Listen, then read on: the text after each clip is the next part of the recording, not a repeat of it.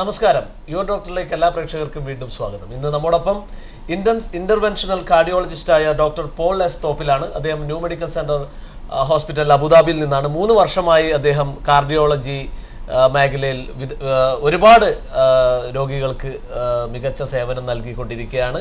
ആ മേഖലയിലെ വളരെ വിദഗ്ധനായ ഡോക്ടറെ തന്നെയാണ് ഇന്ന് അതിഥിയായി ലഭിച്ചിരിക്കുന്നത്. അതിൽ വളരെയധികം സന്തോഷമാണ്. Doctor, welcome to the show. Okay, ഒരുപക്ഷെ ഏറ്റവും കൂടുതൽ ആൾക്കാർ പേടിപ്പെടുത്തുന്ന അല്ലെങ്കിൽ ഭയപ്പെടുത്തുന്ന ഒരു പേരാണ് ഈ കാർഡിയോളജിയുമായി ബന്ധപ്പെട്ട്. എന്നാൽ ശ്രദ്ധിച്ചു കഴിഞ്ഞാൽ പേടിക്കേണ്ട ആവശ്യമില്ല എന്ന് പലപ്പോഴും പറഞ്ഞു കേട്ടിട്ടുണ്ട്. എന്താണ് കാർഡിയോളജി എന്ന് പറയുന്നത്? കാർഡിയോളജി എന്ന് പറഞ്ഞാൽ ഹൃദ്രോഗം സംബന്ധമായ രോഗങ്ങളെ കണ്ടുപിടിച്ച് അതിന് ട്രീറ്റ്മെൻറ്റ് ചെയ്യുന്ന ഒരു സ്പെഷ്യാലിറ്റിയാണ് കാർഡിയോളജി പേരുകൊണ്ട് ഉദ്ദേശിക്കുന്നത്. അതിൽ പലതരം ഹാർട്ട് ഡിസീസുകളുണ്ട്. അതായത് ഹാർട്ടിൻ്റെ രക്തക്കുഴലിൽ വരുന്ന അടവ്, 2 ഹാർട്ടിൻ്റെ വാൽവുകളിൽ വരുന്ന തകരാറുകൾ, പിന്നെ ഹാർട്ടിൻ്റെ മസിൽസിൽ വരുന്ന തകരാറുകൾ, അതായത് കാർഡിയോമയോപ്പതി എന്ന് പറയും. പിന്നെ ഹാർട്ടിൻ്റെ ജന്മന വൈകല്യങ്ങൾ കൊണ്ടുണ്ടാകുന്ന ഹാർട്ട് അറ്റാക്ക്, ഹാർട്ടിൻ്റെ ബ്ലോക്കുകൾ, ദ്വാരങ്ങൾ, ഇത് ബർത്ത് ഡിഫക്ട്സ് എന്ന് പറയും. ഇങ്ങനെ പലതരം അസുഖങ്ങളുടെ കൂടിയിട്ടുള്ള ഒരു സ്പെഷ്യാലിറ്റിയാണ് കാർഡിയോളജി. അതിൻ്റെ കണ്ടുപിടുത്തവും അതിനെക്കുറിച്ചുള്ള ട്രീറ്റ്മെൻറ്റും ചെയ്യുന്ന ഒരു സ്പെഷ്യാലിറ്റിയാണ് കാർഡിയോളജി. ഓക്കെ, ഇൻട്രൊഡക്ഷൻ ലഭിച്ചു കഴിഞ്ഞ് പ്രേക്ഷകർക്ക് വിളിച്ചു തുടങ്ങാം. 0529462343 എന്ന നമ്പറിലേക്ക്, ഒപ്പം info@ntvuae.com എന്ന ഇമെയിൽ ഐഡിയിലേക്ക് മെയിൽ അയച്ച് നിങ്ങൾക്ക് നിങ്ങളുടെ സംശയങ്ങൾ ചോദിക്കാവുന്നതാണ്. ഈ 1 മണിക്കൂർ ഡോക്ടർ നിങ്ങളുടെ ഹൃദയ സംബന്ധമായ എല്ലാ സംശയങ്ങൾക്കും മറുപടി നൽകുന്നതായിരിക്കും. ഡോക്ടർ പോൾ എസ് തോപ്പിലാണ് നമ്മോടൊപ്പം ചേരുന്നത്. ഓക്കെ, പ്രവാസികളിൽ ഒരുപക്ഷെ ഇത്തരത്തിൽ ഫാസ്റ്റ് ഫുഡ് സംസ്കാരമൊക്കെ ഒത്തിരി വൈഡായി തുടങ്ങിയത് മുതൽ ഹാർട്ട് റിലേറ്റഡ് അസുഖങ്ങളുടെ എണ്ണം കൂടിയിട്ടുണ്ട് എന്ന് തന്നെ പറയേണ്ടി വരും. എന്താണ് ഈ പ്രവാസികളിൽ കൂടുതലായി ഹാർട്ട് ഡിസീസിൻ്റെ അളവ് കൂടാൻ, അല്ലെങ്കിൽ പ്രവാസം എവിടെയായാലും ലോകത്ത് എവിടെയായാലും നാട് വിട്ട് നിൽക്കുന്ന ആൾക്കാർക്ക് ഇത് കൂടുതലായി കണ്ടുവരുന്നത് എന്തുകൊണ്ടാണ്? നല്ല ചോദ്യമാണ്. പ്രവാസി മലയാളികളിലും മറ്റുള്ള എല്ലാ ഇത്തരം ഏഷ്യൻ പോപ്പുലേഷനിലുണ്ടാവുന്ന ഒരു കോമണായി കണ്ടുവരുന്ന രോഗമാണ് ഹൃദ്രോഗങ്ങൾ. അതിൻ്റെ തീവ്രതയും അതിൻ്റെ നമ്പറും വളരെ ഈ അടുത്ത കാലത്തായിട്ട് വളരെയധികം കൂടിയിട്ടുണ്ട്. അതിൻ്റെ ഒരു കാരണം പുകവലിയാണ്. ബിക്കോസ് പുകവലി നമ്മുടെ യങ് ജനറേഷനിൽ വളരെയധികം കാണുന്നു. പിന്നെ അമിതവണ്ണം, ലാക്ക് ഓഫ് എക്സസൈസ്, പിന്നെ പറയാൻ കാരണം ഏറ്റവും ഇമ്പോർട്ടൻ്റ് ആയിട്ടുള്ള കൊളസ്ട്രോളിൻ്റെ ലെവൽ.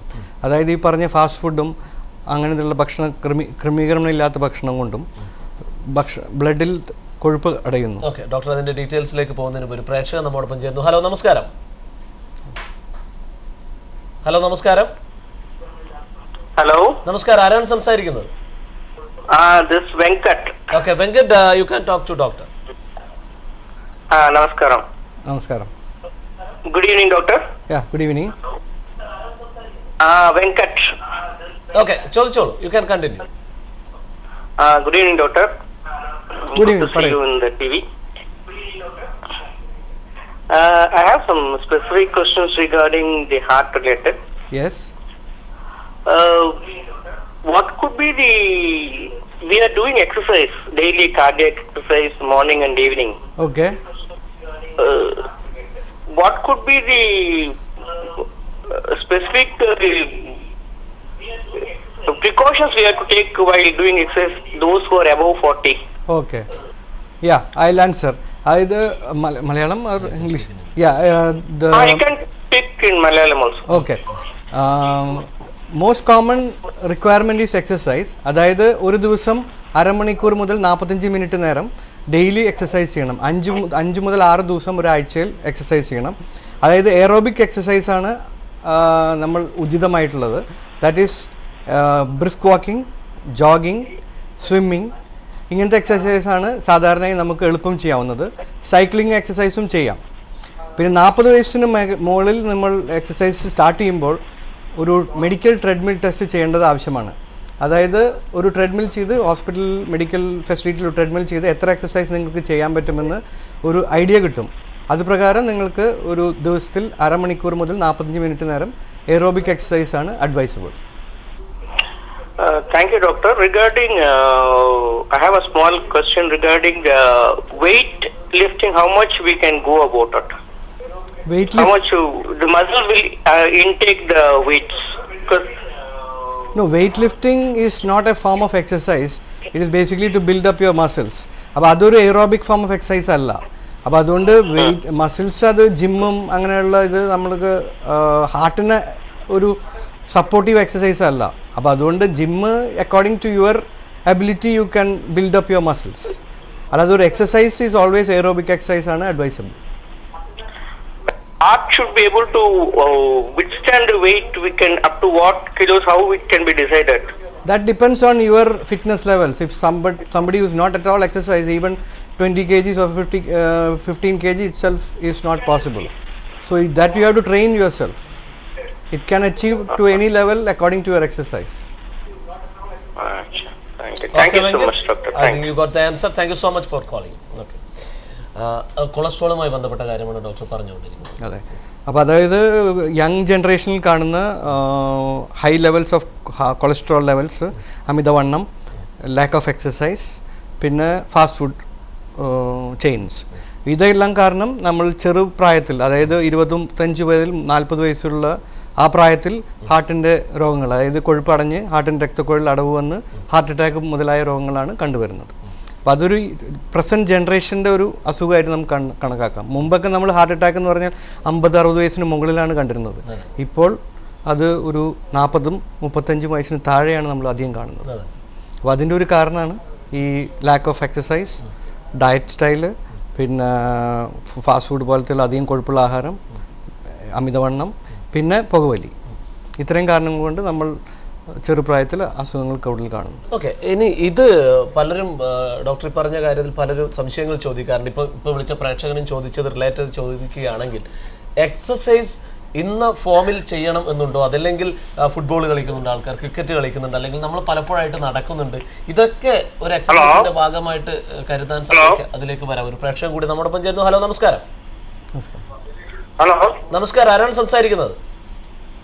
ഞാൻ എന്റെ പേര് റോജൻ എന്നാണ്. ഞാൻ ദുബായിൽ നിന്ന് വിളിക്കണേ. ഓക്കെ, ഡോക്ടറോട് ചോദിച്ചോളൂ. ഹലോ, നമസ്കാരം ഡോക്ടർ. നമസ്കാരം. എന്റെ പേര് റോജൻ എന്നാണ്. ഞാൻ ദുബായിൽ നിന്ന് വിളിക്കണേ.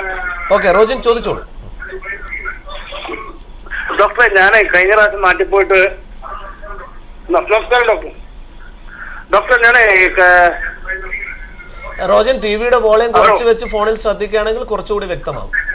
അല്ല, ഞാൻ കഴിഞ്ഞ പ്രാവശ്യം നാട്ടിൽ പോയപ്പോ എന്റെ ബോഡി ചെക്കപ്പ് ചെയ്താണ് മൊത്തം, കാർഡിയോളജിന്റെ. കേൾക്കുന്നുണ്ടോ? കേൾക്കാം. അതെ, ഞാൻ കഴിഞ്ഞ പ്രാവശ്യം നാട്ടിൽ പോയി, കഴിഞ്ഞ മാസം നാട്ടിൽ പോയപ്പോ എന്റെ കംപ്ലീറ്റ് ചെക്കപ്പ് ചെയ്ത ലിവറെല്ലാം ഞാൻ ചെക്കപ്പ് ചെയ്തതാണ്. അൾട്രാസൗണ്ട് സ്കാനിങ് എല്ലാം ചെയ്തതാണ്. ഓക്കെ. അപ്പോ എനിക്ക് ഭയങ്കര ഈ ലിവറിന്റെ അകത്ത് ഭയങ്കര കൊഴുപ്പ് കെട്ടി കിടക്കണമെന്ന് പറഞ്ഞു. അപ്പൊ എന്റെ കാലിന് മൊത്തം നീരാണ് ശരീരത്തില്. ഇപ്പൊ ശരീരത്തില് കുത്തി കഴിഞ്ഞിട്ടുണ്ടെങ്കിൽ താന്നു പോണ മാതിരിയാ. കേൾക്കുന്നുണ്ടോ? ഇപ്പൊ ഞാനിപ്പോ നാട്ടിൽ വെയിറ്റ് കുറക്കാൻ വേണ്ടി ഒരു ഓപ്പറേഷൻ ചെയ്യണം, ഈ ഹോളിന്റെ ഒരു ഓപ്പറേഷൻ ചെയ്യാൻ വേണ്ടി നിൽക്കണം. അത് ചെയ്യണോ വേണ്ടേന്ന് അറിയാൻ വേണ്ടിയാവും. ഓക്കെ, അപ്പൊ നിങ്ങളുടെ വെയിറ്റ്, ടോട്ടൽ വെയിറ്റ് എത്രയാണ്? Body weight? ടോട്ടൽ വെയിറ്റ് ഇപ്പൊ 119 കിലോ ഉണ്ട്. 119. എന്റെ എനിക്ക് 169 ഉള്ളൂ. ഓക്കെ, അപ്പോൾ നിങ്ങളുടെ അമിതവണ്ണത്തിലാണ് നിങ്ങളുടെ വെയിറ്റ് വരുന്നത്. അപ്പോൾ അതുകൊണ്ട് ആദ്യം തന്നെ സർജറി പോലെയുള്ള ട്രീറ്റ്മെൻറ്റ് ആദ്യം നിങ്ങൾ ചെയ്യാൻ തുടങ്ങുന്നതിന് മുമ്പ് നിങ്ങൾ ആലോചിക്കേണ്ടതുണ്ട്. ഒന്ന് എക്സസൈസോ അല്ലെങ്കിൽ ഡയറ്റിംഗ് മുഖേന നിങ്ങളുടെ വെയിറ്റ് കുറയ്ക്കാൻ പറ്റുകയാണെങ്കിൽ അതായിരിക്കും ആദ്യം ചെയ്യേണ്ടത്. ഡോക്ടർ, ഞാൻ ഡയറ്റിംഗ് നോക്കിയതാണ്. ഓക്കെ, ഒരു മാസത്തോളം ഡയറ്റിംഗ് നോക്കിയതാണ്. പക്ഷെ ഡയറ്റിംഗ് നോക്കിയിട്ട് എന്റെ, അതായത് ഞാൻ വെജിറ്റബിളും മാത്രം, അതായത് ഈ സലാഡും അങ്ങനെയുള്ള കാര്യങ്ങളൊക്കെ തന്നെ ചെയ്തോണ്ടിരുന്നത്. പക്ഷെ എനിക്ക് വെയിറ്റ് പിന്നെ കൂടിക്കൊണ്ടേ വരുന്നത്. ഓക്കെ, ഷുഗറിന്റെ ഒന്നുമില്ല എനിക്ക്. ഷുഗർ എല്ലാം നോർമലാണ്. പക്ഷെ എന്റെ കാലില് മൊത്തം നീരായിരിക്കും. നീര് വന്നിറങ്ങണം. കുറച്ച് അടി നടക്കുന്നുണ്ടെങ്കിൽ എന്റെ മൊത്തം ശരീരം മൊത്തം ഭയങ്കര തളർന്നു പോകണം. അത് മെഡിക്കൽ ആയിട്ടുള്ള ഒരു ഡോക്ടർ ആദ്യം കണ്ടിട്ട് അത് ഫുൾ ചെക്കപ്പ് ചെയ്തിട്ട് അതിലെന്തെങ്കിലും കുഴപ്പമുണ്ടോ എന്ന് നോക്കേണ്ടതുണ്ട്. 2, കാലിന്റെ നീര് ചിലപ്പോൾ ബോഡി വെയിറ്റ് കൊണ്ടുള്ള നീരായിരിക്കാം. 3, ചിലപ്പോൾ കിഡ്നിയിൽ എന്തെങ്കിലും പ്രശ്നം ഉണ്ടെങ്കിലും ഇതുപോലെ നീര് വരാം. അപ്പൊ ഇതെല്ലാം ചെക്കപ്പ് ചെയ്യാം. വേറെ വന്നിട്ടുണ്ടെങ്കിൽ ഞാൻ എറണാകുളത്ത് മെഡിസിറ്റി എന്ന ഹോസ്പിറ്റലിൽ ഞാൻ ഇത് ചെക്ക് ചെയ്തതാണ്, എന്താ അൾട്രാസൗണ്ട് സ്കാൻ ചെയ്തതാണ്. അതെ, പാപ്പ പറഞ്ഞു വെച്ചിട്ടുണ്ടെങ്കിൽ ശരീരത്തിൽ ലിവറിന്റെ അവിടെ മൊത്തം കൊഴുപ്പ് കെട്ടിക്കിടക്കാൻ വന്നു. ലിവറിൽ കൊഴുപ്പ് കൊണ്ട് മാത്രം കാലിൽ നീര് വരില്ല. അത് പലർക്കും ബോഡി ഫാറ്റ് കൂടുമ്പോൾ ലിവറിലും ഫാറ്റ് വരും. അപ്പോൾ അത് ടോട്ടൽ ബോഡി 120 കിലോ വരുമ്പോൾ ലിവറിലും ഫാറ്റ് വരുന്നത് അത് നോർമലാണ്. പിന്നെ ലിവറിന് എന്തെങ്കിലും ഫെയിലിയർ പോലെ ലിവറിൻ്റെ എന്തെങ്കിലും തകരാറുകൾ മൂലം കൊണ്ടുള്ള ഒരു അസുഖം കൊണ്ട് ചിലപ്പോൾ ബോഡി മുഴുവൻ നീര് വരാം. അതൊരു ഗ്യാസ്ട്രോഎൻട്രോളജിസ്റ്റ് നോക്കേണ്ടി വരും. ഡോക്ടർ ഇത് ശരിക്കും പറഞ്ഞ 3.5-4 മാസം കൊണ്ടാണ് ഈ വണ്ണം കയറി വന്നേക്കണത്. അതെ. അപ്പം നിങ്ങൾ വണ്ണത്തിന് കുറയ്ക്കാൻ പറ്റാത്തൊരവസ്ഥ ഡയറ്റിങ്ങിലും എക്സസൈസിലും അല്ലെങ്കിൽ മാത്രമേ നമ്മളൊരു കീ ഹോൾ സർജറി മുഖേന അതിനുള്ള സർജറി ചെയ്യാൻ പാടുള്ളൂ. പിന്നെ അതും ഞാനിവിടെ ഒരു മാസത്തോളം ഞാൻ ഓടാൻ വേണ്ടി പോയായിരുന്നു. ഒരു മാസം ഒരു മാസം തന്നെ ശരിക്കും ഡയറ്റിംഗ് ആയിരുന്നു. പക്ഷെ എനിക്ക് വെയിറ്റ് അങ്ങനെ കൺട്രോൾ ചെയ്യാൻ പറ്റുന്നില്ല. അത് വിദഗ്ധമായ ഡോക്ടറിന്റെ കംപ്ലീറ്റ് പരിശോധന മൂലം അവസാന ഇതായിട്ട് നമുക്കത് സർജറി എടുക്കാൻ പാടുള്ളൂ. സർജറി ആദ്യം തന്നെ വെച്ചാൽ അതിനും കുറച്ച് കോംപ്ലിക്കേഷൻസ് ഒക്കെ ഉണ്ട്.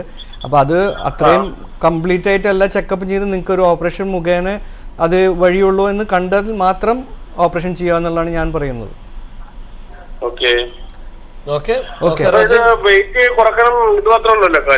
വെയിറ്റ് കുറയ്ക്കാനായിട്ട് ഇതുപോലെ തന്നെ ഡയറ്റിങ്, എക്സസൈസ് ഇത് രണ്ടും നടക്കുന്നില്ലെങ്കിൽ പിന്നെ ഈ പറയുന്ന ബാരിയാട്രിക് സർജറി അത് മുഖേന മാത്രം കുറയ്ക്കാൻ പറ്റുള്ളൂ. അതും ഒരു ലെവലുണ്ട്. 120. എത്ര കിലോമീറ്റർ കുറക്കാൻ പറ്റുമോ? അല്ല, സർജറി പല ടൈപ്പ് സർജറി ഉണ്ട്. അതിപ്പോൾ നമുക്ക് ഡിസ്കസ് ചെയ്യാനുള്ള ഒരു വേദിയല്ല ഇപ്പോൾ. അപ്പോൾ അതായത് അത് ബാരിയാട്രിക് സർജറി എന്നൊരു സ്പെഷ്യാലിറ്റിയാണ് അത് ഈ ഓപ്പറേഷൻ ചെയ്യുന്നത്. അപ്പോൾ അതിൽ 20-25 കിലോ വരെ കുറഞ്ഞവരുണ്ട്, നമുക്കറിയാവുന്നതാണ്. പക്ഷെ അതും ഈ സർജറി കഴിഞ്ഞിട്ടും അതുപോലെ തന്നെ ഡയറ്റും എക്സസൈസും കണ്ടിന്യൂ ചെയ്യേണ്ടതുണ്ട്. ഓക്കെ. പിന്നെ അത് മാത്രമല്ല ഡോക്ടർ, ഞാൻ ചോദിച്ചത് ഇതിന് കോസ്റ്റ് എത്ര വരുമെന്ന് അറിയോ? എന്താണ് റോജൻ, ചോദ്യം വ്യക്തമായില്ല. ഇതിന്റെ കോസ്റ്റ് ഈ ഓപ്പറേഷൻ സർജറിക്കുള്ള കോസ്റ്റ് അത് പല സെന്ററിലും പല മാതിരിയായിരിക്കും. അതിപ്പോൾ എനിക്ക് പുറത്ത് പറയാൻ പറ്റില്ല. ഞാനൊരു കാർഡിയോളജിസ്റ്റാണ്, ഞാനല്ല സർജറി ചെയ്യുന്നത്. അപ്പോൾ അതുകൊണ്ട് 2 ലക്ഷം നാട്ടിൽ ഞാൻ കേട്ടറിവ് മാത്രമേ ഉള്ളൂ. 2 ലക്ഷം മുതൽ 3-4 ലക്ഷം വരെയുള്ള അവിടുത്തെ റേറ്റ് എനിക്കറിയുള്ളൂ, ഇവിടെ എനിക്കറിയില്ല. ഓക്കെ റോജൻ, ഉത്തരം ലഭിച്ചെന്ന് കരുതുന്നു. വിളിച്ചത് ഓക്കെ, താങ്ക് യു. അപ്പോൾ എക്സസൈസ് ഏത് രീതിയിലുള്ള എക്സസൈസ്, അല്ലെങ്കിൽ ഏതെങ്കിലും രീതിയിൽ ശരീരത്തിന് എക്സസൈസ് ലഭിച്ചാൽ മതിയോ, അതോ ഇന്ന ടൈപ്പ് എക്സസൈസ് തന്നെ ലഭിക്കണമെന്നുണ്ടോ? അതായത് ഞാൻ പറഞ്ഞ പോലെ ഹാർട്ടിന് എപ്പോഴും ഒരു സഡൻ ആയിട്ടുള്ളൊരു ഹാർട്ട് റേറ്റ് കൂടുന്നതോ അല്ലെങ്കിൽ സഡൻ ആയിട്ടൊരു BP വേരിയേഷൻ വരുന്ന തരം എക്സസൈസ് ഹാർട്ടിന് ഉചിതമല്ല. അപ്പോൾ അതുകൊണ്ട് തന്നെ ഇപ്പോൾ ഈ മറ്റേ ഒരു ആൾ ചോദിച്ചത്, അതായത് എക്സസൈസ് ഹെവി വെയിറ്റ് ലിഫ്റ്റിംഗ് അങ്ങനത്തെ എക്സസൈസ് ഹാർട്ടിന് അത്ര ഉചിതമല്ല. നമ്മളെപ്പോഴും എയറോബിക് എക്സസൈസ്, അതായത് നമ്മുടെ ഹാർട്ട് റേറ്റും BP-യും പതുക്കിനെ കൂടാൻ പാടുള്ളൂ. അതായത് ഒരു സഡൻ ആയിട്ട് കൂടാൻ പാടില്ല. അപ്പോൾ അതിന് ഏറ്റവും നല്ല എക്സസൈസ് പറയുകയാണെങ്കിൽ നമ്മുടെ ബ്രിസ്ക് വാക്കിംഗ്, അതായത് നമ്മൾ ജോഗിങ്. അതുകൊണ്ടാണ് നമ്മൾ ഒരു ടൈം വെച്ചിട്ട് ഡെയിലി, അതായത് 1/2 മണിക്കൂറോ 3/4 മണിക്കൂറോ നമ്മൾ നടക്കുക. അത് കുറച്ച് ബ്രിസ്ക് വാക്കിംഗ്, അതായത് പതുക്കെയുള്ള നടത്തത്തിനേലും ബെറ്റർ ഒരു സ്പീഡിലുള്ള നടത്തം. രണ്ട് കൈയും നല്ലോണം മൂവ്മെൻറ്റും നല്ലൊരു ഫാസ്റ്റ് ആയിട്ടുള്ളൊരു വാക്കിംഗ്, അല്ലെങ്കിൽ ജോഗിങ് എന്ന് പറയും. അതായത് കുറച്ചും കൂടി ഒരു ഓടുന്ന തരത്തിലുള്ള ഒരു എക്സസൈസ്. പിന്നെ സ്വിമ്മിങ്, സൈക്ലിംഗ്, ഇതെല്ലാം എയറോബിക് എക്സസൈസ് എന്ന് പറയും. ഈ എക്സസൈസുകളാണ് ഹാർട്ടിന് വളരെ ഉചിതം. പവർ ലിഫ്റ്റിങ്, വെയ്റ്റ് ലിഫ്റ്റിംഗ് അങ്ങനത്തെ എക്സസൈസുകൾ അത്ര നല്ലതല്ല ഹാർട്ടിൻ്റെ ബ്ലോക്കുകളുള്ളവർക്കൊന്നും അത്ര ഉചിതമായ എക്സസൈസ് അല്ല. പിന്നെ ടൈം പറഞ്ഞത് കാലത്തായിരിക്കും കുറച്ചും കൂടി ഉചിതം. പിന്നെ അതിപ്പോൾ നമ്മുടെ ജോലി തിരക്കിൽ നമുക്ക് അങ്ങനെ ടൈം ഫിക്സ് ചെയ്യാൻ പറ്റില്ല. കാലത്തോ വൈകിട്ടോ മിനിമം 3/4 മണിക്കൂർ തൊട്ട് 1 മണിക്കൂർ വരെ കുഴപ്പമില്ല. പിന്നെയുള്ളത് എക്സസൈസ് പറയുന്നത് സ്വിമ്മിങ് പോലുള്ള എക്സസൈസ് ടൈം കുറച്ച് മതിയാവും, പക്ഷെ അതിനുള്ള സമയവും ആ സ്ഥലവും കണ്ടെത്താനും അത്ര എളുപ്പമല്ല. പക്ഷെ ഒരു ബ്രിസ്ക് വാക്കിങ്ങിന് ഈവൻ നമ്മളൊരു ട്രെഡ്മിൽ മെഷീൻ വീട്ടിൽ വെച്ചാൽ, ഇപ്പോൾ ഇത് ഫ്ലാറ്റ് പോലെയുള്ള സ്ഥലങ്ങളിൽ നമുക്ക് പുറത്ത് നടക്കാൻ ബുദ്ധിമുട്ടാണെങ്കിൽ, ഇപ്പോൾ ഇവിടുത്തെ ക്ലൈമറ്റിലൊക്കെ ചൂട് കൂടുന്തോറും നമുക്ക് വീട്ടിൽ ഒരു ട്രെഡ്മിൽ വെച്ചിട്ട് നമുക്ക് ഈ പറയുന്ന 1/2 മണിക്കൂർ മുതൽ 3/4 മണിക്കൂർ വരെ എക്സസൈസ് ചെയ്യാൻ പറ്റും. അതാണ് എക്സസൈസിന് ഏറ്റവും ഉചിതം. പിന്നെ ഭക്ഷണം കഴിച്ച് ഉടനെ എക്സസൈസ് ചെയ്യാൻ പാടില്ല. ഭക്ഷണം കഴിച്ച് കഴിഞ്ഞാൽ 1/2 മണിക്കൂറിന് ശേഷം. പക്ഷേ കാലത്ത് ഭക്ഷണം ഇല്ലാത്ത ഒരു ഏർലി മോർണിംഗ് അവേഴ്സ്, ഒരു 6 മണി 7 മണി, ആ സമയത്ത് നമ്മൾ ജസ്റ്റ് ഒരു വെള്ളം കുടിച്ച് നമുക്ക് എക്സസൈസ് ചെയ്യാം. അതാണ് ഏറ്റവും ഡോക്ടർ. അതിലേക്ക് വരുന്നതിന് ഒരു പ്രേക്ഷകൻ നമ്മോടൊപ്പം ചേർന്നു. ഹലോ, നമസ്കാരം. നമസ്കാരം. നമസ്കാരം, ആരാണ് സംസാരിക്കുന്നത്? ഞാൻ മഹേഷ് ബാബു. ഓക്കെ മഹേഷ്, ഡോക്ടറോട് ചോദിച്ചു. ഓക്കെ, ചോദിച്ചോ. ഓക്കെ, ആ കോൾ ഡ്രോപ്പ് ആയി തോന്നുന്നു. ഇനി എക്സസൈസിനെ കുറിച്ച് പറഞ്ഞു.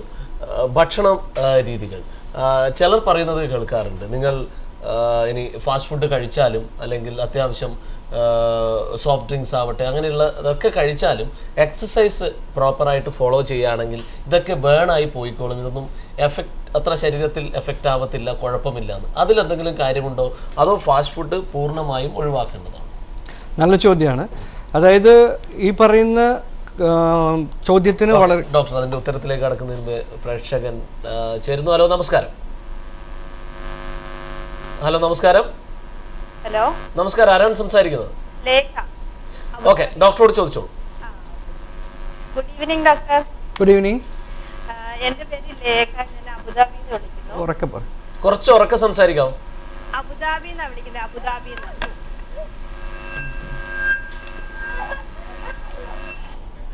ഓക്കെ, ആ കോൾ ഡ്രോപ്പ് ആയി തോന്നുന്നു. ഓക്കെ, അപ്പോൾ ആ ചോദ്യത്തിന് ഉത്തരം പറയുന്നത്, അതായത് എക്സസൈസ് മുഖേന നമ്മൾ കഴിച്ച ഭക്ഷണത്തിന് ബേൺ ചെയ്യാൻ പറ്റും. അതായത് ആ കാലറി ബേൺ ചെയ്താൽ മതി. നമ്മുടെ ബോഡിയിൽ നമ്മൾ എത്ര എക്സ്ട്രാ കൊളസ്ട്രോൾ കഴിച്ചാലും നമ്മളൊരു നല്ലൊരു രീതിയിലുള്ള ഒരു എക്സസൈസ് കറക്റ്റ് ടൈമിൽ ചെയ്യുകയാണെങ്കിൽ ഈ പറഞ്ഞ എക്സ്ട്രാ കൊളസ്ട്രോൾ ബോഡിയിൽ കൊഴുപ്പ് കെട്ടിക്കിടക്കുന്നത് നമുക്കത് ബേൺ ചെയ്ത് കളയാൻ പറ്റും. ഇപ്പോൾ പല യൂറോപ്യൻസും എല്ലാവരും എത്രയും high level of meet consumption ചെയ്താലും അവരതുപോലെ തന്നെ ഡെയിലി എക്സസൈസ് ചെയ്യും.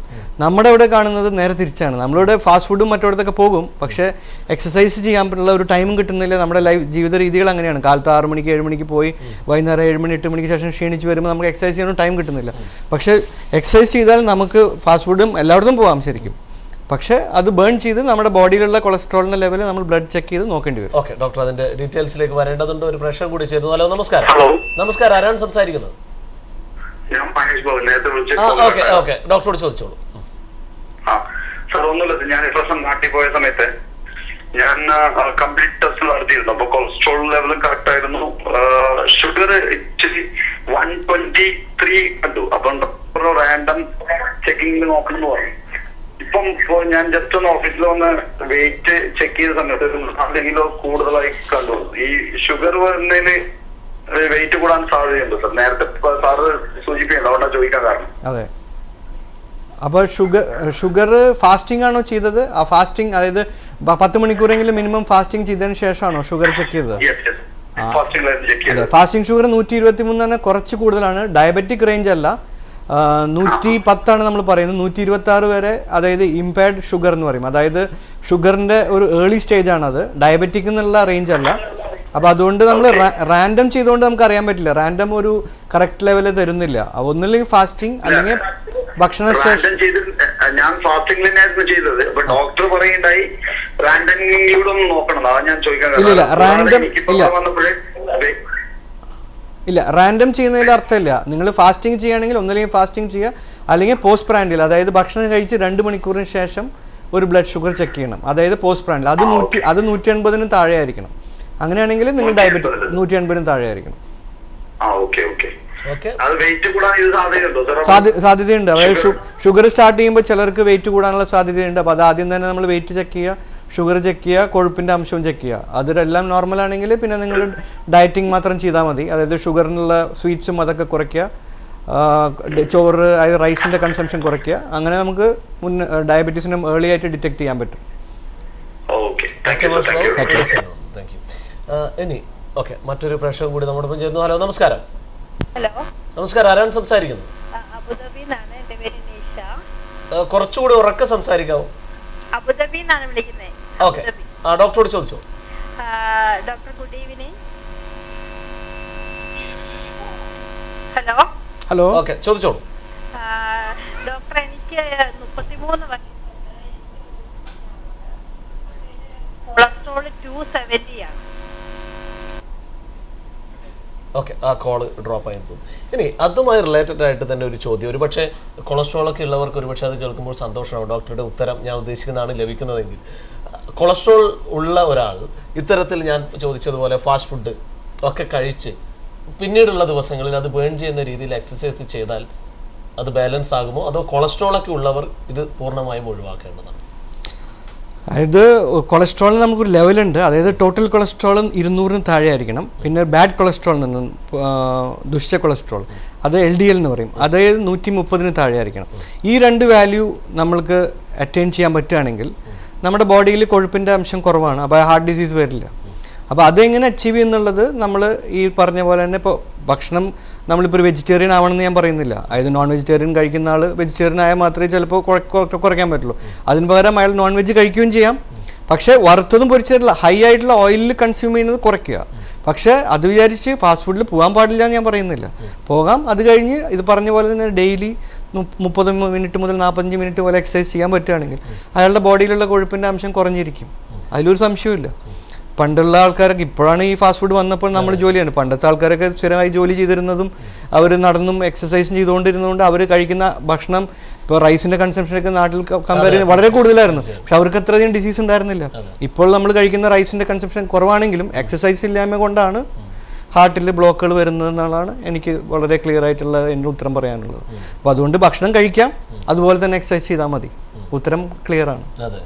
ഇനി ഒരു നീണ്ട ഒരു നിരവധി വർഷത്തെ ഒരു എക്സ്പീരിയൻസ് തന്നെ ഈ മേഖലയിലുണ്ട്. ഓർത്തെടുക്കാൻ പറ്റുന്ന സക്സസ്ഫുൾ സ്റ്റോറീസ് എന്തൊക്കെയാണ്? കാർഡിയോളജിയിൽ എപ്പോഴും ഒരു സക്സസ്സും ഉണ്ട്, ചിലപ്പോൾ സഡൻ ആയിട്ടുള്ളതായിരിക്കും കാര്യങ്ങൾ വരുന്നത്. അപ്പോൾ അതായത് ഏറ്റവും ഇമ്പോർട്ടൻ്റ് ആയിട്ട് ഹാർട്ടിനെ കുറിച്ച് പറയുകയാണെങ്കിൽ ഹാർട്ടിൻ്റെ അറ്റാക്ക് വരുമ്പോൾ, അതായത് ടൈം ഈസ് മസിൽ എന്നുള്ളതാണ് പ്രവാചകം. അതായത് ഹാർട്ടിൻ്റെ രക്തക്കുഴലിൽ ബ്ലോക്ക് വന്ന് ഹാർട്ടിൻ്റെ മസിലിന് ബ്ലോക്ക് വരുമ്പോൾ ഹാർട്ട് അറ്റാക്ക് വരുന്നു. അത് സഡനാണ്. ഇപ്പോൾ ഹാർട്ടിൻ്റെ മസിലിൽ രക്തം 8 സെക്കൻഡോ 10 സെക്കൻഡോ നിന്ന് കഴിഞ്ഞാൽ ഒരു മനുഷ്യൻ ജീവിച്ചിരിക്കുന്നില്ല. അപ്പം അങ്ങനെ പറയുകയാണെങ്കിൽ ഇപ്പോൾ ഒരു മനുഷ്യൻ ജീവിക്കുന്നത് തന്നെ ഹാർട്ടിൻ്റെ ഘടന, അതായത് നോർമലായിട്ടുള്ള ഫങ്ഷനിങ് കൊണ്ടാണ് നടക്കുന്നത്. അപ്പം അങ്ങനെ പറയുകയാണെങ്കിൽ ഒരു ഇന്ത്യയിൽ വെച്ചിട്ടാണ് ഞാൻ പ്രാക്ടീസ് ചെയ്യുമ്പോൾ ഒരു അനസ്തെറ്റിസ്റ്റാണ്, അതായത് ഒരു ഡോക്ടറാണ്. ഈ പേഷ്യൻ്റ് ഒരു റെഗുലർ ചെക്കപ്പിന് 56 വയസ്സാണെന്ന് തോന്നുന്നു. ആൾക്ക് ഇതുപോലെ തന്നെ ഹാർട്ട് അറ്റാക്ക് പോലെ ഒരു ചെസ്റ്റ് പെയിൻ വരുന്നു. ഒരു രാത്രി ഒരു 9:30-10 മണിക്ക് സമയത്ത്. മകൾ അവിടെ തന്നെ ബാംഗ്ലൂരായിരുന്നു ഞാനൊന്ന് പ്രാക്ടീസ് ചെയ്യുമ്പോൾ. ആളെ വണ്ടിയിൽ, അതായത് ഗ്യാസാന്ന് വിചാരിച്ചിട്ട് വണ്ടിയിൽ ആളുടെ മകൾ ഡ്രൈവ് ചെയ്ത് കൊണ്ടുവന്ന് ഹോസ്പിറ്റലിൽ, ഞങ്ങളുടെ ആ ഹോസ്പിറ്റലിലേക്ക് കൊണ്ടുവരികയാണ്. ഹോസ്പിറ്റലിൻ്റെ റിസപ്ഷനിൽ അവിടെ എത്തുമ്പോഴേക്കും കാറിൽ വെച്ചിരുന്ന ആൾ കുഴഞ്ഞു പോകുന്നു. പിന്നെ അത് ഹാർട്ട് നിൽക്കുകയാണ്. അതിനുശേഷം ഈ പേഷ്യൻ്റ് എമർജൻസിയിൽ വന്ന് അവരവിടെ ഒരു അരമണിക്കൂർ മസാജ് ചെയ്ത് ഒരു മണിക്കൂർ നേരം ഹാർട്ടിൽ ബീറ്റൊന്നുമില്ല. അപ്പോൾ തന്നെ എല്ലാവരും 1 മണിക്കൂറൊക്കെ വരെ നമ്മൾ ഹാർട്ടിന് ബീറ്റൊന്നും ഇല്ലെങ്കിൽ ഏതാണ്ട് ഡിക്ലെയർ ചെയ്യുകയാണ്, മരിക്കുകയാണെന്നുള്ള ആ ഒരു സ്റ്റേജായി. നമ്മളൊരു 10-15 മിനിറ്റ് കഴിഞ്ഞ് നമ്മൾ ഡിക്ലെയർ ചെയ്യും. ആ ഒരു സ്റ്റേജിൽ നിന്നിട്ട് പെട്ടെന്ന് ഞാൻ അവിടുത്തെ റിസപ്ഷനിസ്റ്റ് മറ്റേ എമർജൻസിയിലെ ഡോക്ടർമാരെല്ലാവരും കൂടി വിളിക്കുന്നു. അപ്പോഴേക്കും ഞാൻ പുറത്തുനിന്നാണ് ഒരു 10-15 മിനിറ്റ്സ് കൊണ്ടാണ് എത്തുന്നത്. അതിനുശേഷം നമ്മൾ ഇത്രയും 1 മണിക്കൂറിന് ശേഷം നമ്മൾ ഈ പേഷ്യൻറ്റിനെ ഉടനെ തന്നെ ECG നോക്കുമ്പോൾ ഹാർട്ട് അറ്റാക്കാണ് മനസ്സിലാവുന്നു. ആൻജിയോഗ്രാമിന് എടുക്കുന്നു. അതിനുശേഷം നോക്കുമ്പോൾ ഒരു ബ്ലോക്ക് ഉണ്ട്, ആ ബ്ലോക്ക് റിമൂവ് ചെയ്യുന്നു. അതിനുശേഷം ഒരു 3-4 ദിവസം കോമയിലാണ് ഒരു പേഷ്യൻ്റ്, ഒരു ഓർമ്മയില്ല, കംപ്ലീറ്റ്. BP കുറച്ചൊക്കെ ഉണ്ട്, പക്ഷെ എന്നാലും. പിന്നെ അങ്ങനെ ഒരു 3rd day 4th day ആണ് ഇത് റിക്കവറി ചെയ്യുന്നത്. റിക്കവറി ചെയ്യുമ്പോഴും നമുക്കറിയില്ല ഇത് ബ്രെയിൻ ഫങ്ഷനിങ് ശരിയാണോ ഇല്ലയോ. അങ്ങനെ അവസാനം ഒരു 10th day ഒക്കെ ആകുമ്പോൾ പേഷ്യൻ്റ് കംപ്ലീറ്റ്ലി നോർമൽ സ്റ്റേജിൽ വരുന്നു. എന്നിട്ട് ആൾ പിന്നെ ഇപ്പോഴും എനിക്ക് മെയിൽ ചെയ്യാറുണ്ട്. ഡോക്ടറാണ്, ആസാമിലാണ് ആൾ പ്രാക്ടീസ് ചെയ്യുന്നത്. ഇപ്പോൾ 60-62 വയസ്സായിട്ടുണ്ടാവും. പക്ഷെ അന്ന് ഞാൻ ഒരിക്കലും പലരും എടുത്തും പേഷ്യൻറ്റിൻ്റെ മകളുടെ അടുത്ത് പോലും നമ്മൾ പേഷ്യൻ്റ് ഇനി ജീവിച്ചിരിക്കാനുള്ള ചാൻസ് തന്നെ ഇല്ല എന്ന് പറഞ്ഞിട്ട് പിന്നെ ഒരു മിറക്കിൾ പോലെ ആ രോഗി വന്ന് ഇപ്പോഴും അനസ്തീഷ്യ പ്രാക്ടീസ് ചെയ്തുകൊണ്ടിരിക്കുകയാണ്. അപ്പോൾ അങ്ങനത്തെ ഒരു മിറക്കുലസ് എസ്കേപ്പ് എന്ന് പറയാം.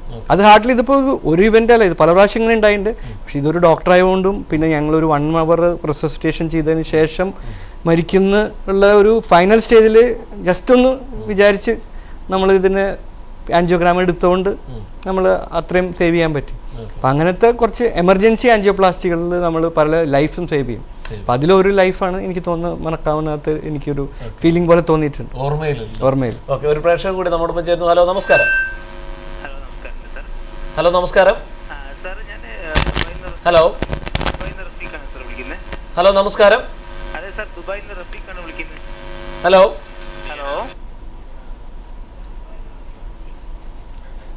ആ കോള് ഡ്രോപ്പ് ആയി തോന്നുന്നു. ഓക്കെ, ഇനി നമ്മൾക്ക് ഒരുപക്ഷെ പല അസുഖങ്ങളെക്കുറിച്ച് പറയുമ്പോൾ ഏത് അസുഖമാവട്ടെ മുൻകൂട്ടി നമ്മൾ കണ്ടെത്തുകയാണെങ്കിൽ, തിരിച്ചറിയുകയാണെങ്കിൽ പൂർണ്ണമായി ചികിത്സിച്ച് ഭേദമാക്കാനും സാധിക്കും, അല്ലെങ്കിൽ അതിൽ നമുക്ക് രക്ഷപ്പെടാനും സാധിക്കും. ഹാർട്ട് അറ്റാക്ക് അല്ലെങ്കിൽ ഹാർട്ടിനെ പ്രൊട്ടക്റ്റ് ചെയ്യാൻ അല്ലെങ്കിൽ അതിന് മുൻകൂട്ടി നമ്മൾ കാലേക്കൂട്ടി എന്തൊക്കെ തയ്യാറെടുപ്പുകളാണ് നടത്തുന്നത്?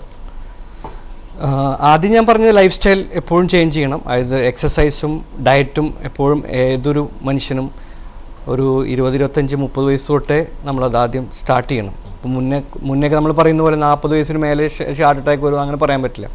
മുൻകൂട്ടി നമ്മൾ ലൈഫ് സ്റ്റൈൽ മോഡിഫിക്കേഷൻ ചെയ്യണം. അതിലത്തെ പറഞ്ഞ എക്സസൈസ്, ഡയറ്റ്, സ്മോക്കിംഗ്, ഇത് 3ഉം നമ്മൾ പ്രത്യേകം ശ്രദ്ധിക്കേണ്ടതായിട്ടുണ്ട്. പിന്നെ പറഞ്ഞത് ടെസ്റ്റുകളാണ്. അതായത് നമ്മളൊരു മെഡിക്കൽ ഫെസിലിറ്റിയിൽ കൂടെ ഒരു ടെസ്റ്റ് മുഖേന നമ്മൾ ഹാർട്ടിൻ്റെ രക്തക്കുഴലിൽ വലിയ ബ്ലോക്കുകളോ അല്ലെങ്കിൽ അറ്റാക്ക് വരാനുള്ള സാധ്യതകളുണ്ടോ എന്ന് കണ്ടുപിടിക്കാനുള്ള ടെസ്റ്റ്. ഇതിലേറ്റവും സിമ്പിളായിട്ട് നമ്മളൊരു ഹോസ്പിറ്റലിലോ ഒരു മെഡിക്കൽ സെൻറ്ററിലോ ചെയ്യാവുന്നത് ഒരു ECG ആണ്. ECG എന്ന് പറഞ്ഞാൽ ഒരു ഹാർട്ടിൻ്റെ ഇലക്ട്രിക്കൽ സിഗ്നൽസ് നമ്മൾ ഒരു പേപ്പറിൽ ഡെപ്പിക്റ്റ് ചെയ്യുന്ന ഒരു ടെസ്റ്റാണ് ECG. ECGയിൽ ഓൾറെഡി എന്തെങ്കിലും ഒരു അറ്റാക്ക് ഉണ്ടായിട്ടുണ്ടെങ്കിലോ അല്ലെങ്കിൽ മുമ്പ് ഒരു വാലിന് തകരാറുകളോ അല്ലെങ്കിൽ ഹാർട്ട് എൻലാർജ്മെൻറ്റോ അങ്ങനെ ഉണ്ടെങ്കിൽ ECG എന്ന് അറിയാൻ പറ്റും, കാണിക്കും. പക്ഷേ ചില പേഷ്യൻസിന് ECGയിൽ മുൻകൂട്ടി കാണിക്കാൻ പറ്റില്ല. അതായത് ഒരു ഹാർട്ട് അറ്റാക്ക് വരുന്നുണ്ടോ എന്ന് പറയാൻ പറ്റില്ല, വന്നതിന് ശേഷമുള്ള ECGയിൽ നമുക്ക് കണ്ടുപിടിക്കാൻ പറ്റും. പക്ഷെ എന്നാലും കാർഡിയോളജിയിൽ ഒരു ECG ഇല്ലാതെ നമുക്ക് ഒരു ടെസ്റ്റും മുന്നോട്ട് പോകാം. വേരിയേഷൻ ഉണ്ടെങ്കിലും അതിൽ ഇമ്പോർട്ടൻസ് കണ്ടുപിടിക്കാം. ഡോക്ടർ അതിലേക്ക് വരെ ഒരു പ്രേക്ഷകൻ കൂടി ചേർന്നു. ഹലോ നമസ്കാരം. ഹലോ നമസ്കാരം സാർ. ആരാണ് സംസാരിക്കുന്നത്? സാർ റഫീഖ് ആണ് വിളിക്കുന്നത്. റഫീഖ് ഡോക്ടറോട് ചോദിച്ചോളൂ. Okay doctor. പറയൂ. ഹലോ സാർ, 10 years ആയിട്ട് ഡയബറ്റിക് ആണ് സാർ. 10 years ആയിട്ട് കൊളസ്ട്രോൾ അതുമായിട്ട് ബന്ധപ്പെട്ട ഡിസീസസ് ഒന്നും കാണാറില്ല. എനിക്ക് സാർ അങ്ങനെയാണെങ്കിൽ ഈ ഇതിന് അറ്റാക്കിന് വല്ല സാധ്യത അത് കൂടുതലുണ്ടോ? ഓക്കെ, 10 കൊല്ലമായിട്ട് ഷുഗർ ഉണ്ട്, കൊളസ്ട്രോൾ ഇല്ല? ഇല്ല, കൊളസ്ട്രോൾ ഇത്രയും കാലമായിട്ട് കൊളസ്ട്രോൾ ഉണ്ടാവാറില്ല. അതെ. പക്ഷെ ചെസ്റ്റിന്റെ ലെഫ്റ്റ് ഈ ചെസ്റ്റിന്റെ ഹാർട്ടിന്റെ ഭാഗത്ത് നിന്ന് ജസ്റ്റ് ഈ നമ്മുടെ ഇതുമായി ബന്ധപ്പെട്ട ഷുഗറുമായി ബന്ധപ്പെട്ട ചില ന്യൂറോപ്പതിക് പോലത്തെ ചില സൂചി കുത്തും പോലെയുള്ള വേദനകൾ ചില സമയത്ത് ഉണ്ടാവാറുണ്ട്. ഓക്കെ, അതായത് ഷുഗറുള്ള രോഗികൾക്ക്, അതായത് ഷുഗർ ഒരു പ്രോബ്ലം ഉണ്ടാക്കും. അതായത് ഹാർട്ടിൻ്റെ വേദനകളൊന്നും നിങ്ങൾക്ക് അത്ര ക്ലിയർ ആയിട്ട് കിട്ടില്ല. അപ്പോൾ അതായത് സൈലൻ്റ് ആയിട്ടുള്ള ഒരു ഹാർട്ട് അറ്റാക്ക് ഉണ്ടാവാനുള്ള സാധ്യതകൾ വരെ ഡയബറ്റീസ്, അതായത് പ്രമേഹ രോഗികൾ കണ്ടുവരുന്നതാണ്. അപ്പോൾ അതുകൊണ്ട് നിങ്ങൾ എപ്പോഴും കൊളസ്ട്രോൾ നോർമൽ ആണെങ്കിലും ഹാർട്ടിനുള്ള ടെസ്റ്റുകൾ ചെയ്യേണ്ടതായിട്ടുണ്ട്. അതായത് 10 കൊല്ലത്തെ ഡയബറ്റീസ് എന്ന് പറഞ്ഞാൽ അതൊരു രോഗം തന്നെയാണ്. അപ്പോൾ അതുകൊണ്ട് നിങ്ങൾ ചില ടെസ്റ്റുകൾ, അതായത് ഞാൻ ECG, ട്രെഡ്മിൽ ടെസ്റ്റ്, അങ്ങനത്തെ ടെസ്റ്റുകൾ ചെയ്ത് നിങ്ങളുടെ ഹാർട്ടിൽ വേറെ കുഴപ്പമൊന്നുമില്ല എന്ന് കൺഫേം ചെയ്യേണ്ടതായിട്ടുണ്ട്.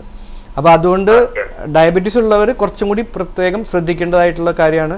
കൊളസ്ട്രോൾ നോർമൽ ആണെങ്കിലും ഹാർട്ടിൻ്റെ ടെസ്റ്റുകൾ ചെയ്യേണ്ടതായിട്ടുണ്ട്.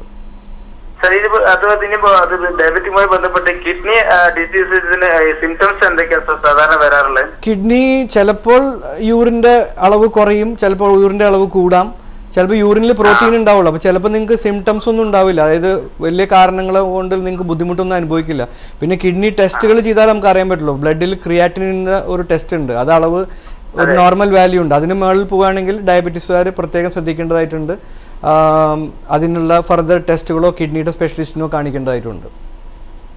സാർ, നേരത്തെ ഞാൻ സൂചിപ്പിച്ച ഈ ഹാർട്ടിന്റെ സൈഡിലെ ആക്ച്വലി നമ്മുടെ ന്യൂറോപ്പതിക് പോലെ കൈകാലുകൾക്കൊക്കെ സാധാരണ വരുന്നത് പോലത്തെ സംഭവം മാത്രമേ ഉള്ളൂ. എന്നാൽ അറ്റാക്ക് പോലത്തെ ഈ ലെഫ്റ്റ് സൈഡിന്റെ ഈ ഷോൾഡറിന്റെ ഭാഗത്തു നിന്നുള്ള പെയിൻ അതുമായിട്ട് ബന്ധപ്പെട്ടൊന്നും കാണുന്നില്ല. അപ്പൊ അത് അറ്റാക്ക് ചെയ്യാൻ സാധ്യത ഉണ്ടോ? അല്ല, അറ്റാക്ക് എന്ന് പറയുന്നത് അതൊരു വളരെ ഹൈ ലെവലുള്ളതാണ്. പക്ഷെ നമ്മൾ അറ്റാക്ക് വന്നതിന് ശേഷമല്ല നമ്മൾ ട്രീറ്റ് ചെയ്യാൻ ഉദ്ദേശിക്കുന്നത്. നമ്മൾ അറ്റാക്ക് വരുന്നതിന് മുന്നേ കണ്ടുപിടിക്കുക എന്നുള്ളതാണ് നമ്മുടെ ഉദ്ദേശം.